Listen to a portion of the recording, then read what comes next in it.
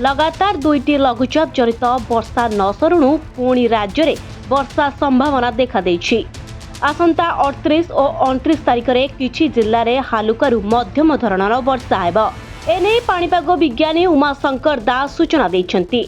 विशेषकर पश्चिम एवं उत्तर ओडिशा रे एही वर्षा हेब बोली आकलन करा जायछि। पश्चिमा झड़ प्रभाव में एभली वर्षार आकलन करा जायछि। 28 और 29 तारिख में उत्तर और उत्तर पश्चिम ओडिशा रे वर्षा संभावना रही। वर्षा रे पूर्वरु फसल नष्ट चाषींकर समस्या बढ़ाइथिबा बेले आउ एक वर्षा आशंका चिंता बढ़ाई देछि।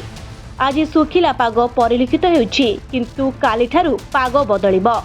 सूचना अनुसार दुर्बल होइछि पश्चिम केंद्रीय बंगोपसागर सक्रिय थिबा येलो मार्क लो प्रेशर बा सदृश लघुचाप फल पाग बदली।